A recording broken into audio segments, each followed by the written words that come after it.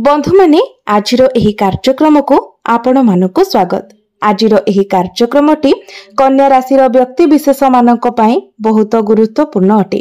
कारण कन्या राशि व्यक्ति विशेष मानकर जीवन एही दीपावली पर्व ठारू बदलिबाकु जाउछि।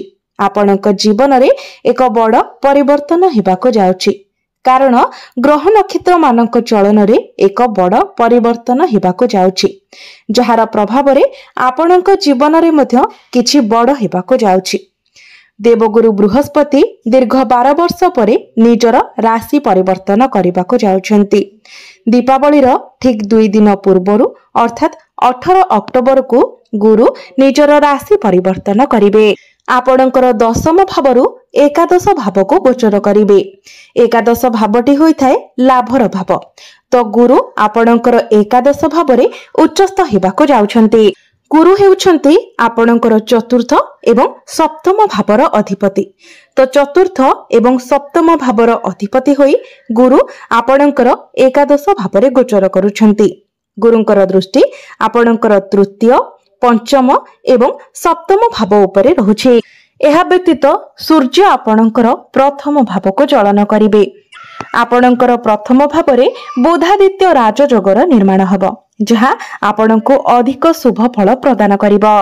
तो आपणको जीवन रे जहा सब समस्या लागि रहितिला से सब खूब शीघ्र दूर हेबाकु जाउछि। पुनर्बार आपणको जीवन को खुशी फेरिबाकु जाउछि। तेबे आसंतु जानिबा एही पवित्र दीपावली पर्व ठारू आपणको जीवन रे कोन सब बड़ परिवर्तन हेबाकु जाउछि। तेबे भिडियोटी रे आगको बढ़िबा पूर्वरु जदि आपणकर कन्या राशि होइथाय तो भिडियोटी को लाइक करी चैनल टी को सब्सक्राइब करि दियंतु एवं कमेंट बॉक्स रे भक्ति एवं श्रद्धार सहित जय श्री जगन्नाथ जय मां लक्ष्मी निश्चय लिखंतु। तो बंधु माने आसंतु आरंभ करिबा आजिर एही कार्यक्रम को, जहा आपणकर जन्म राशि तथा चंद्र राशि उपरे आधारित अटे। तेबे राशि चक्रर 12 गोटी राशि मध्यरु षष्ठ राशि हेउची कन्या राशि। तो बंधु माने आपण माने जानि रखिबा उचित जे जेमिति ही 18 अक्टोबर को देवगुरु बृहस्पति आपणकर एकादश भाव को प्रवेश करिवे। आपणक जीवन रे 5टी बड़ घटना घटिबाकु जाउछि। गुरु आपणकर एकादश भाव रे उच्चस्थ हेउछंती। एकादश भावटी होइथाय आयर भाव, लाभर भाव, इच्छा पूर्तिर भाव, डिजायर भाव। तो 18 अक्टोबर को जेते बेले गुरु आपणकर एकादश भाव रे उच्चस्थ होइजिबे, प्रथम बड़ घटना एहा घटिबो कि पूर्वरु आपणकर क्यारियर रे जो समस्या लागि रहिथिला, आपणकर जदि ऋण करज जनित समस्या थिला तो बृहस्पतिंकर आपणकर एकादश भाव रे गोचर ए सब समस्या रु आपणको मुक्ति देबो।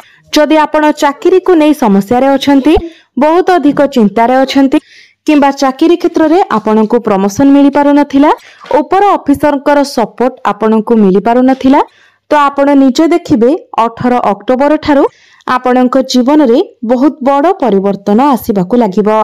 आपणको पाखरे जदि चाकरी नथिला, आपण चाकरी पई प्रस्तुति हेउथिले किंबा चाकरी पई बहुत संघर्ष करूथिले, तो आपणको नूतन चाकरी मध्य प्राप्ति हेबो।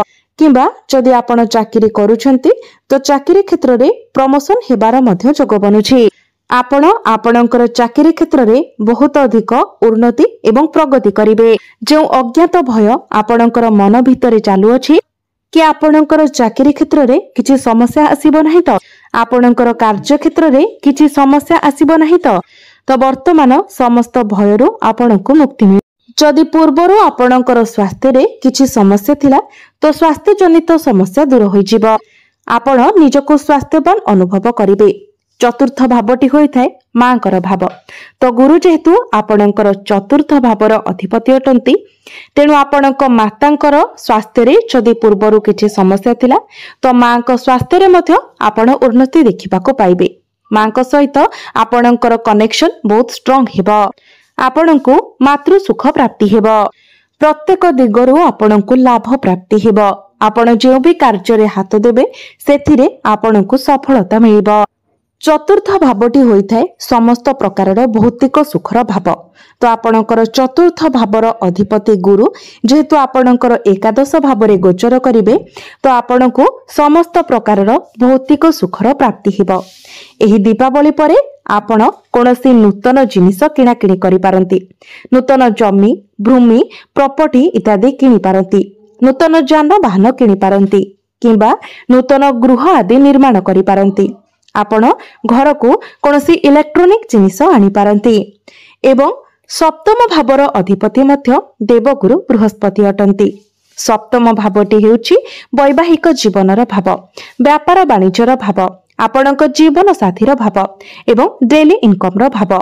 तो गुरु जेहेतु आपणकर लाभ स्थान रे गोचर करूछंती तो एही दीपावली परठारु आपणकर वैवाहिक जीवन सुखमय हेबो।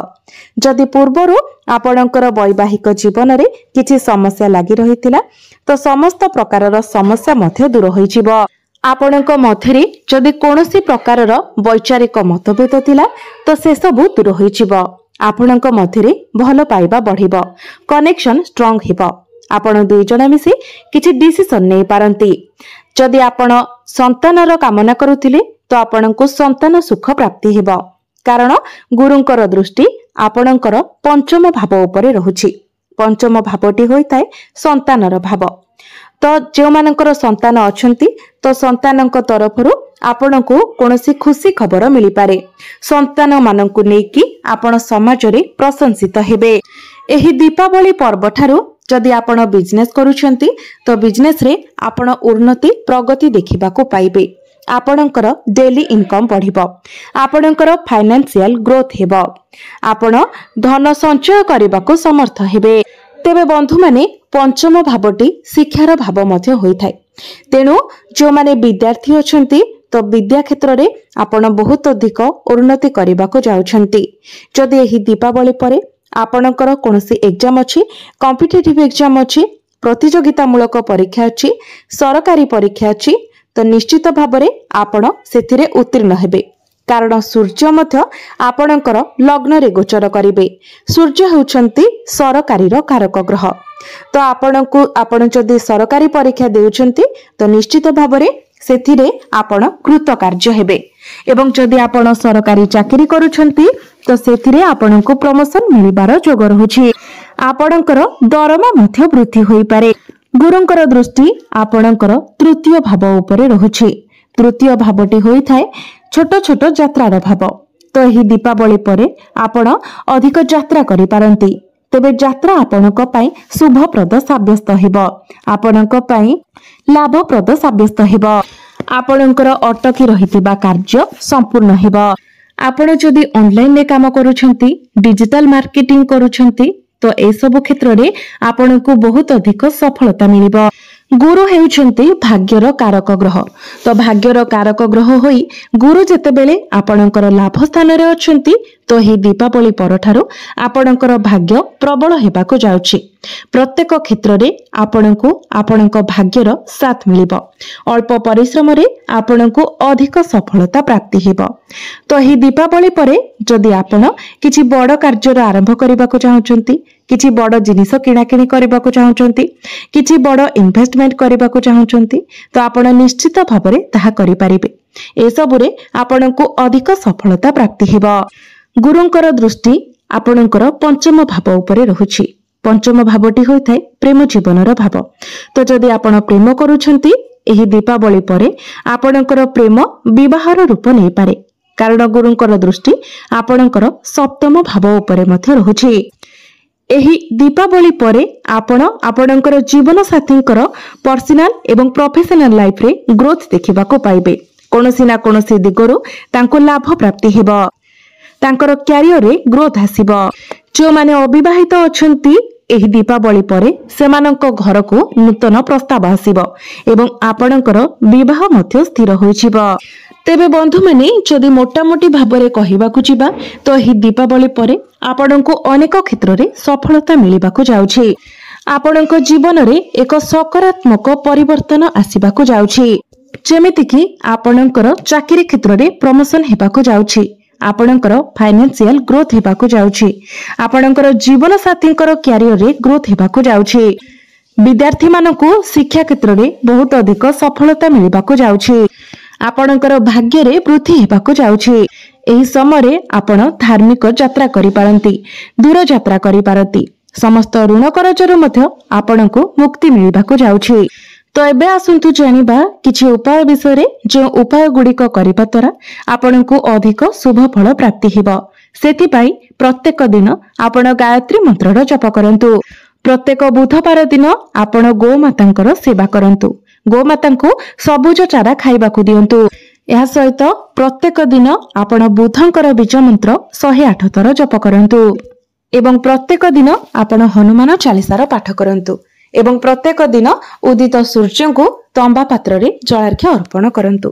तेबे बंधु माने आपणकर जीवन मंगलमय हेउ, एहा ही ईश्वरंक निकटरे मोर प्रार्थना। धन्यवाद।